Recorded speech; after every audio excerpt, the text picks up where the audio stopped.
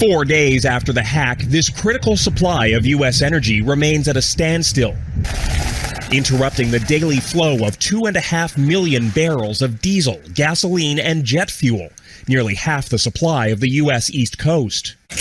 On Friday, hackers broke into Colonial Pipeline's business operations and launched a ransomware attack. The company shut down the pipeline to protect the rest of its computers.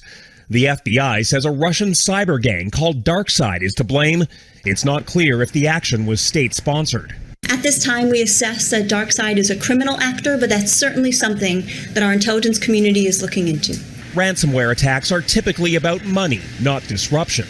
Hackers encrypt a victim's computer files so they can't be accessed and demand a hefty payment to unlock them. These groups are realizing that by targeting industrial companies, they get higher payouts, and the companies are more willing to pay out because they want to return these vital operations. The U.S. is reeling from a string of more traditional cyber attacks that have exposed vulnerabilities. A water treatment plant in Florida was hacked in what's believed to have been an attempt to poison the water supply. And the U.S. government is still assessing the damage from the massive SolarWinds data breach. Even if the Colonial hack was just about money, it could cause price hikes and supply shortages if it drags on. It's not known how much money the hackers wanted or if Colonial paid the ransom to unlock its computers. Officially, the White House says it's not getting involved because the hack involves a private company. Donna.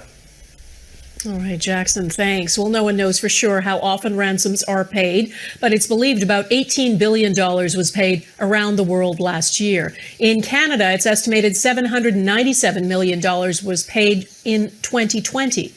Ransom demands have increased significantly in this country. As Mike LeCouture explains, attackers are also becoming more and more sophisticated. They probably picked the worst day in our company's history to try and hold us ransom. Jan Gritskovich and his team were about to submit the largest bid in the company's history.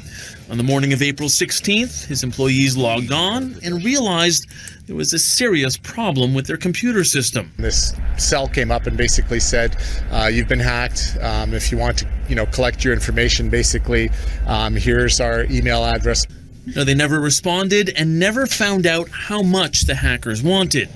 Regular backups of their system helped save most of the information, but the delay in submitting that bid may have cost them a multi-million-dollar contract. And cybersecurity specialists say the timing of that attack was likely well planned.